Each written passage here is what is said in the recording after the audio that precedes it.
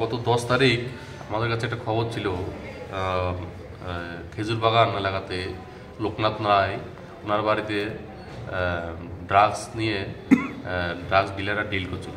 সেই অনুযায়ী আমরা ওই বাড়িতে গিয়ে রেড করে আমরা লোকনাথ রায়কে আমরা গ্রেপ্তার করতে সক্ষম হই এবং ওখান থেকে আমরা গাঞ্জা পাই এবং সঙ্গে হেরোইন 300 কোটা উদ্ধার করি। আর লোকনাথ রায়ের স্বীকারোক্তি মূলে আমরা আরও একজনকে গ্রেপ্তার করি, দীপঙ্কর রায়। লোকনাথ রায় 2 দিন থানাতে পুলিশ রিমান্ডে ছিল, আজকে মাননীয় আদালতে প্রোডাকশন হচ্ছে এবং লোকনাথ রায়ের স্বীকারোক্তি মূলে যাকে গ্রেপ্তার করা হয়েছে দীপঙ্কর রায়, ওকেও আজকে আমরা কোর্টে ফরওয়ার্ড করছি পুলিশ রিমান্ড।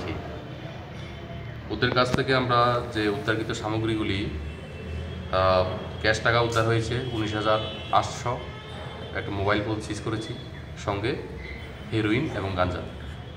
উদ্ধারকৃত ড্রাগস এবং অন্যান্য সামগ্রীগুলির বর্তমান বাজার মূল্য হবে আনুমানিক 2 লক্ষ টাকা। আজকে আমরা মাননীয় আদালতকে প্রেরণ করছি। দুজনের বাড়ি খেজুর বাগান এলাকাতে। হ্যাঁ, বাড়ি থেকে অ্যারেস্ট করা হয়েছে।